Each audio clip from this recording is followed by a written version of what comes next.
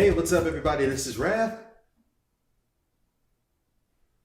And Daniel. And welcome to our 5th installment of Cridiculous, the ultimate show where we review some of the hottest films that are out on streaming services and movie theaters. Hey, Daniel, what did we watch today? Today we watched a movie called A Murder to Remember, which stars our good friend T.C. Mathern. That's right. It's about a couple whose 1-year anniversary camping trip turns deadly for the husband, leaving the wife alone in the wilderness. When she accepts help from another camper, she ends up putting her life in his hands. So yeah, as you were saying, it stars one of our good buddies, Mr. T.C. Mathern. And I have to say, I am so proud of this guy, man. I will definitely say he is a versatile actor, and I look forward to seeing who he will meet, where he will go, and the fact that we can sit there and watch his movies and say, hey, I know that guy. Yeah. All right, so let's get to talking about the movie. The movie was directed by Miss Robin Givens, making her directorial debut. I really enjoyed the fact that this wasn't a typical Lifetime movie. Normally Lifetime movies are very predictable, but even midway through the movie, me and Raph were sitting here like, maybe it's not what it seems, man. Yeah. So I appreciated that fact. There were obviously some cinematography aspects that we will discuss, but it was a pretty decent movie. So let's dive right into it. So we follow this couple. I believe their character's name is Javier and Robin. And personally, I felt like they did a great job. The actors and actress did a great job of animating, of being newly in love. It was just almost sickening how lovey-dovey they were. I will say they did a very good job of making us believe that they were in love. And it just goes to show you that adolescent love that is so forthcoming and open and just passionate. And we appreciated that. Way to go, Kevin and Maddie. You guys did a great job with that, man. Maddie Nichols, who plays Robin in the film, she really took us through those emotions of that character.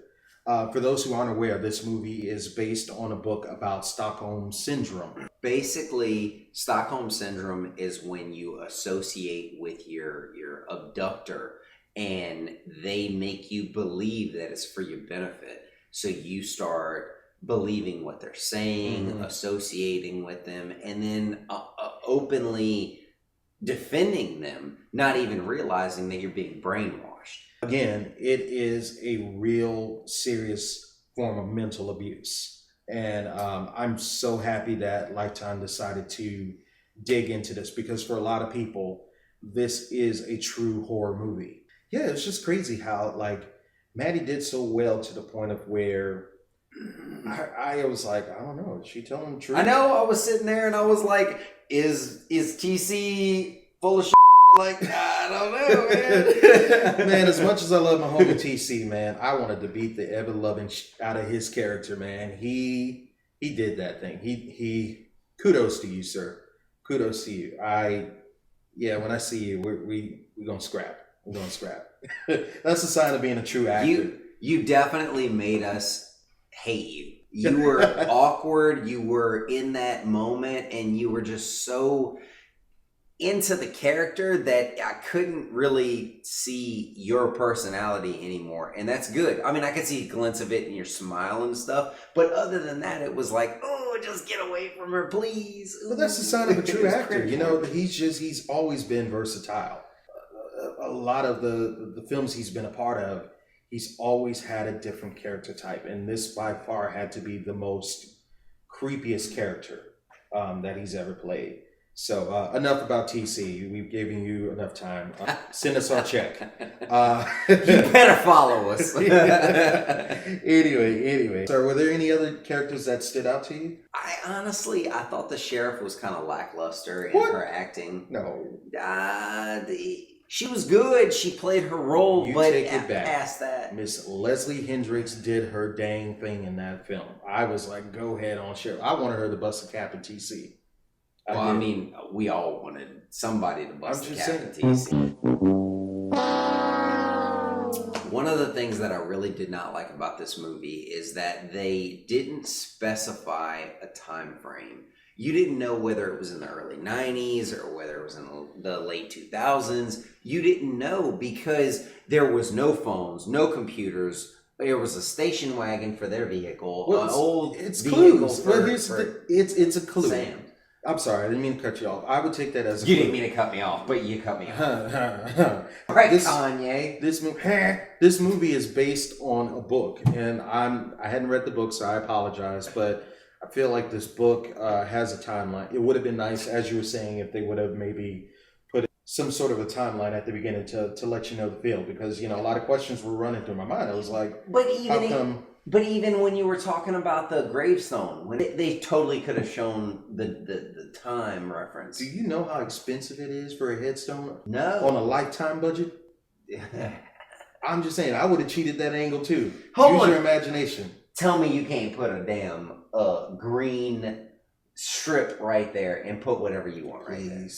Please. Anywho, one thing that did kind of it didn't set well with me at the top, and maybe it was just like a flaw of the script. Whenever they went into the police station to report Javier's sudden death, the sheriff didn't even bother to ask about like his well-being. Is there a body? Is No, he no. okay? It went straight to, oh, we'll do a next light search. No. If somebody was reported as murdered, they definitely would have gone out. They would have found a body. They would have done something. It wouldn't have been, well, okay, that's cool. I guess we'll just check it out tomorrow. That wouldn't happen. But yeah, then you have to write it off as a movie. I'm like, oh, come on, just that one little flaw.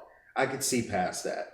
Another thing that was a serious thing that I liked how they went about implying was they handled the rape scene with class. I will 100% agree with you on that. Yeah. They definitely handled a rape scene with class. They didn't Absolutely degrade the woman. They didn't show too far into it. They just alluded that it happened and then that she said it in the script. So I'll agree with you that one thing that's really cool that I noticed a lot of productions are starting to do. They're starting to bring a specialist on board who's in charge of intimacy scenes and directions and how to deal with rape, as well as making sure the actors and actresses are comfortable with that particular scene, choreographing that. But you see, it comes down to director.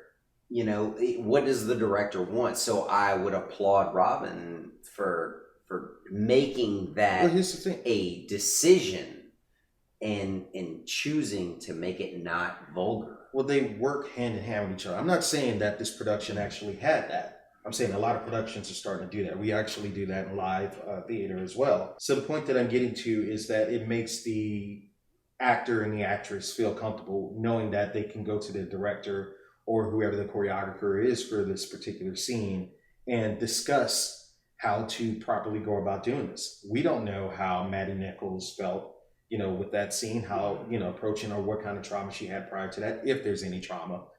But I appreciated that Lifetime or that production dealt with it with grace. There were some cinematography areas that I thought could have used some work. The green screen, you could definitely tell. Specifically where?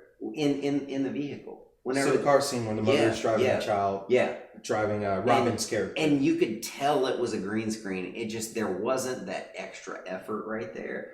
And if you're not going to put the extra effort in, just put a damn camera in a vehicle and drive. Yeah. We've done that before. Just do it. Yeah. It's not that difficult.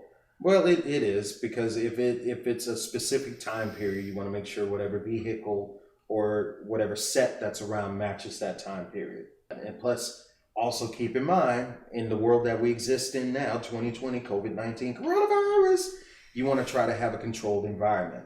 You know what I mean? With a budget that they have, nobody's really making money like talking about it. Lifetime is not really spending money like talking about it.